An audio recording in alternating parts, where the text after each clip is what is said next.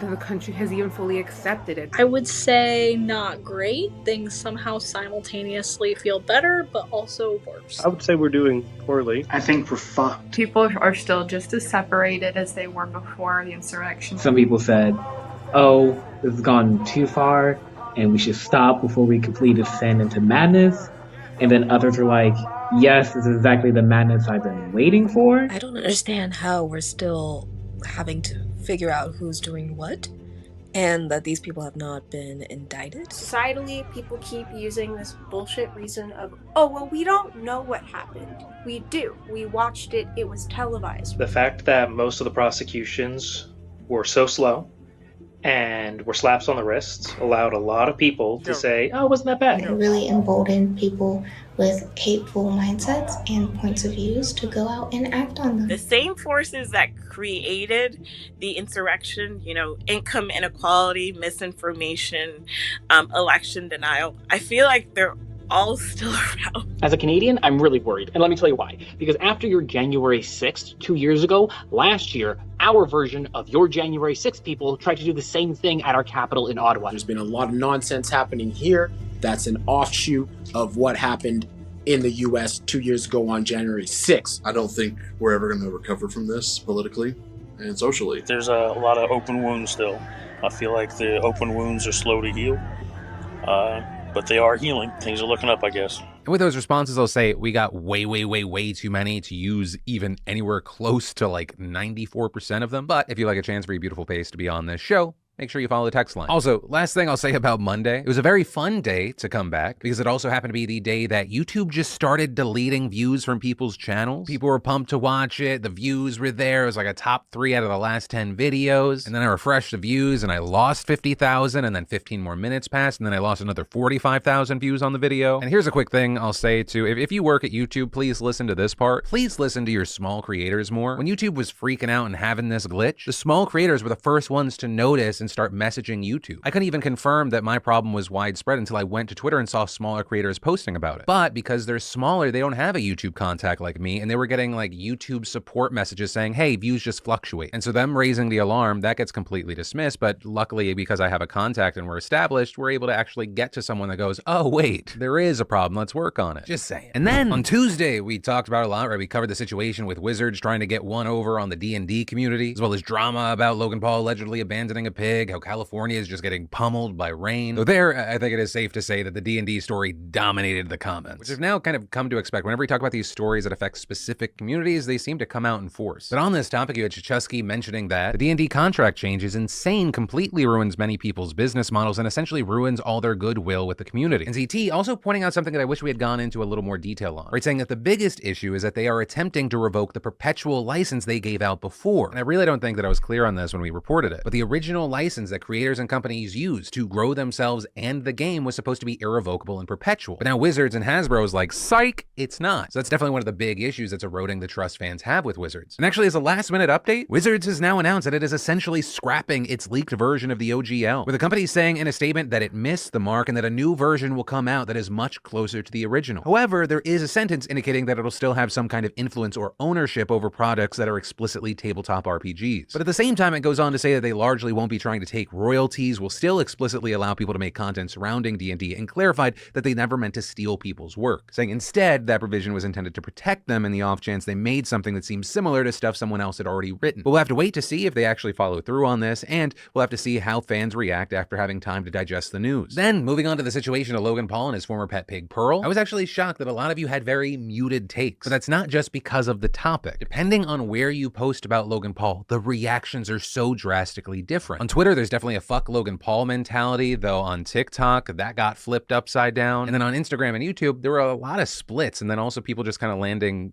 tame. Usually when Logan's brought up, it's kind of just this hate train, but we saw takes like, as for the Logan story, coming from someone who isn't a fan, I feel he does need to take some responsibility because he originally purchased the animal. But we should really be directing our anger towards the one who actually abused Pearl. I'm sure Logan's taking the blunt of the internet's fury because the abuser is unknown. In the end, I just hope for a happy life for Pearl. And then, with the weather, I was actually surprised surprised to hear from a California native who said, "It's amazing to see the rain come back. Transplants don't know, but this much rain spread out over a season was perfectly normal when our parents were growing up in Orange County. My mom used to need an umbrella and a good new raincoat every year, something she stopped needing to buy for me after first grade 2005. I've lived in Tulsa for 2 years now. The state has changed, and I hope this rain is a sign that it's going back to the fertile land it once was." Now, here, I'm going to start this by saying I'm not originally from Southern California, though now it is the place I've lived longest in my life so far. So I kind of looked to my team on this, and they actually had some conflicting things to say. And first let's clarify that there is a big difference between getting rainfall across a year and getting it all in one day. If Alabama got its 55 inches of rain in a single day, that's Noah's flood all over again. And according to the almanacs, the 90s were a particularly wet decade, averaging around 17 inches of yearly rainfall in downtown LA. And generally speaking, there's only 36 days of the year with any measurable rainfall, which isn't very much rain when it's spread across a year. Or like New York and Chicago get nearly 3 to 4 times that. But either way, that brings us to like rain isn't what really made California fertile. Or rather, the ground aquifers that we've completely mismanaged. Now, the rock bottom is definitely right that the state is definitely drier than it was, which makes sense with global warming being what it is. But where there was a lot of pushback was saying that it was wet. But all of that,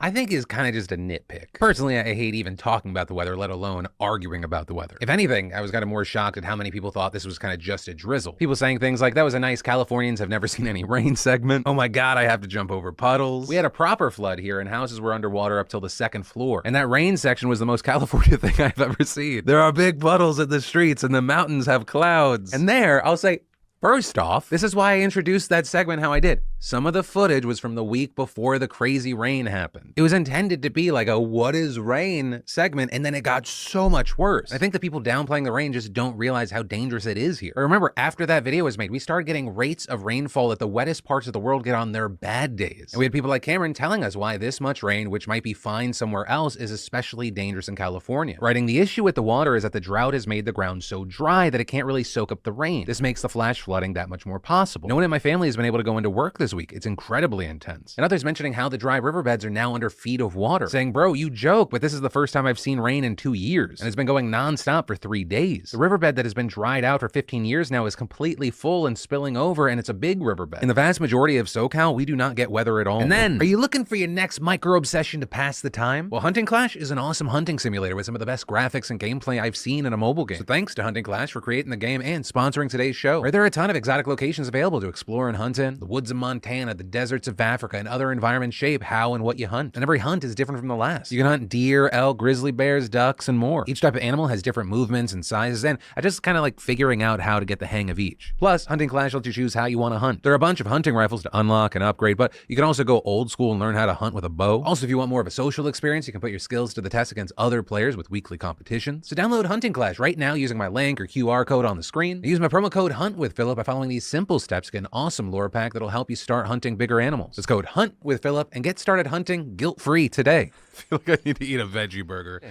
On Wednesday, we talked about the Livvy Dunne situation, Biden and gas stoves, and people getting stuck on an Amtrak train. So starting off with the crazies at Dunne's gym events, there were a lot of questions about how this could happen. Right? Not just like, how did the school let this happen, but rather, how did these boys even get to a point where they thought this was acceptable? It takes, like, honestly, every time I see some crazed freakout over celebrities, like with the Livvy Dunne story, all I ask myself is, where are the parents? How are parents failing at such a huge scale? It feels like America has a big parenting problem. I think mostly because of social media and parents not being able to deal with their kids being terminally online. Which I will say I kind of get, but also, like, there is some leeway. I'm not on the side of the people that are like, give me Livvy. But I think the situation here gets a little more grace because we're talking about people going to college sports events. But I will say, I did get concerned over seeing a few comments like, she does pose a lot for photos very suggestively. It's not a surprise she is the one who attracted a lot of attention. You do that for attention and social media followers, you'll also net some crazies at the same time. But to that point, right, the types of photos that she's taking on her Instagram aren't really that different from things that you'd expect from other young people. And even if you don't see it as like normalized, I think at the very least, it doesn't make like what's happening okay. It's a little bit too victim blamey for me personally. Also, just so we're on the same page, once my new weight training grind pays off, I'm gonna be thirst trapping. You know how long I've been waiting to get people to like me just based off of my looks and not the content of my character or sense of humor? It's exhausting. Also, with this Dunne story, I saw a lot of people comparing her to male pop stars, saying things like people have short memories, teens have always gone mad for heroes. These are usually girls screaming at pop stars. But there was also pushback to that from ZO, who wrote, crazy that most comments are either blaming Livvy for being on social media or saying male pop stars had the problem, so Livvy should too. Absolutely insane. And Terry adding on to that saying, I'm glad you pointed that out. People are also completely ignoring or are ignorant about the power differences between teen girls loving megastars and a bunch of guys freaking out about a student gymnast. But from there, we should then go into the gas stove controversy. And there, the general sentiment was that despite the risks, there is one major thing going for gas stoves. So someone saying, as someone that lives in a town where it snows a lot, I wish I had a gas stove. A couple years ago, it snowed 15 feet over a weekend, 2 trees fell on either side of our street, and many more in the neighborhood. We didn't have power for 4 weeks, and we had an electric stove. It was a painful couple of weeks. And I think that as a